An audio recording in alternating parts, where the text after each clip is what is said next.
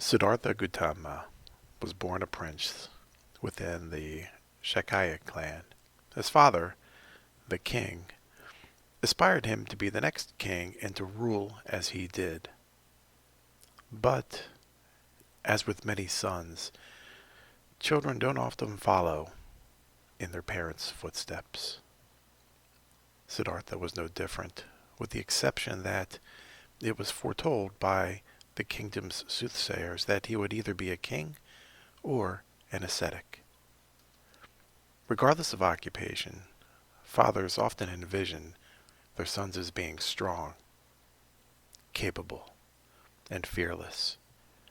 So to avoid the ascetic outcome, the king shielded young Siddhartha from the outside world, never letting him venture outside the walls to witness the poverty, death, or sickness, or the struggle of the kingdom's subjects.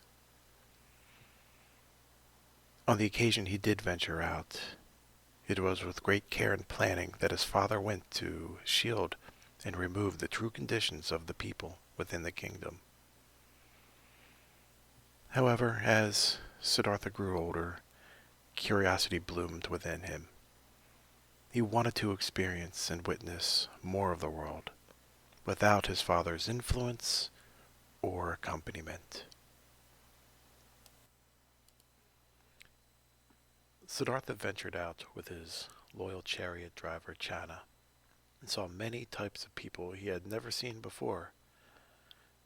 People with old age, people suffering from sickness, a person who had died, and even a wandering sage seeking answers. Since he had never seen any of these sights before, Channa had to explain to him what was happening with each of these people, and that people do grow old, they do get sick, and eventually they die. Siddhartha wanted to know more, to know why people suffer, the cause of suffering, and, if possible, how to end suffering. These observations of people suffering and the sage seeking answers begins his journey towards enlightenment. After many years of searching and experiences, and after obtaining enlightenment, Siddhartha, now the Buddha, found the answers he so long sought to find. His questions about suffering and their root cause were answered. And thus comes about the Four Noble Truths, the foundation of Buddhism. And the first noble truth is that suffering exists in the world. The second noble truth, the cause of suffering. The third noble truth, the cessation of suffering. And the fourth noble truth, the Noble Eightfold Path.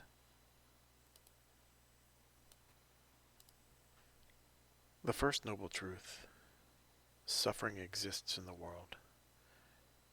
Humans are born into a world of suffering. Birth is suffering. We experience disease, old age, decay, and eventually death. These are suffering. Life can be full of sorrow, lamentation, pain, grief, and despair. Not getting what one desires is suffering. Being exposed to unpleasantness is suffering. Being cut off from desired objects and pleasures is suffering, and sometimes making us feel or wish that we had not even been born.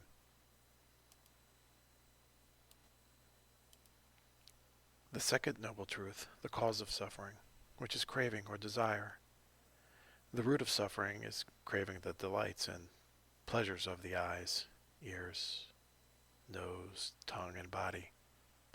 Where such cravings arise and take root, there will be suffering.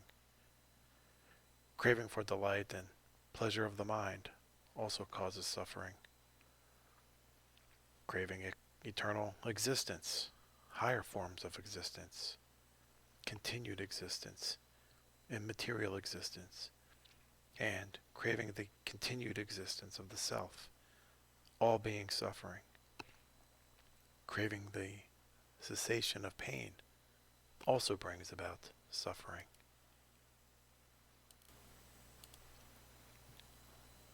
The third noble truth is about the cessation of suffering. What may bring about the extinction of suffering? The complete fading away and extinction of craving, liberation and detachment from craving. That craving may vanish and be extinguished. The forsaking of desire for delightful and pleasurable things, breaking free of the cankers of attachment and seeing that the things of this world as impermanent, miserable, transitory, and elusive will bring about the annihilation of sorrow. Freedom from desire will bring about the extinction of suffering. The fourth noble truth is the truth of the path that leads to the cessation of suffering. It is the middle way that avoids the two extremes of the base, the vulgar, the unholy, unprofitable path of sensual pleasures in opposition to the painful, unpleasant, unholy, unprofitable path of self-mortification.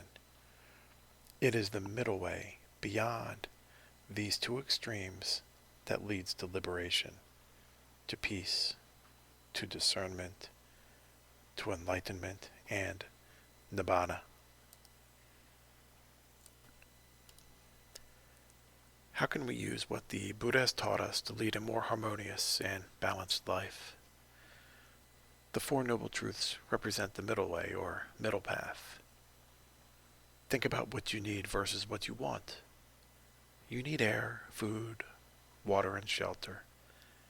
You want expensive food, high-priced or name-brand clothing, expensive cars, large homes. But why? Is it from necessity or for exuberant display? To show the world how successful we are? Feeding our ego is suffering. Even if it's something we can't afford, the craving or desire to show off, that's suffering as well. By understanding what the middle way truly represents, not living too lavishly, nor living in extreme deprivation. Having our emotions balanced too is part of the middle way. If we are too sad, we don't engage with the world and tend to retreat into ourselves, further hurting our psychological well-being. Being too happy is off balance too. This can lead us into risky behavior such as binge eating or alcohol and drug use, or even the minimization of threats. Every single action we take has a consequence or result, whether positive or negative. By witnessing our thoughts and contemplating our actions, we can maintain the middle path. Be discerning of what you buy.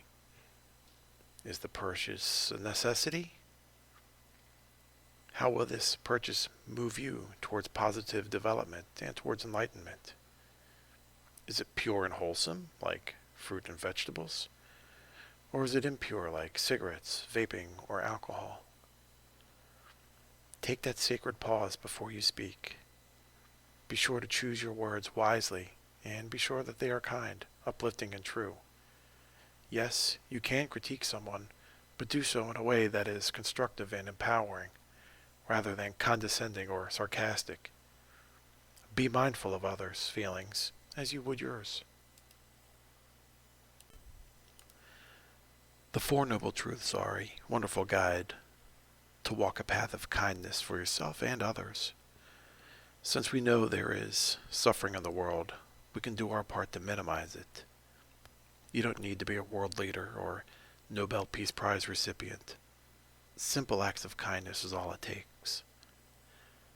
Society doesn't need hardness, rudeness, killing, overindulgence, or apathy. It needs the opposite, loving kindness, and caring people such as yourself to move us forward along a path of goodness.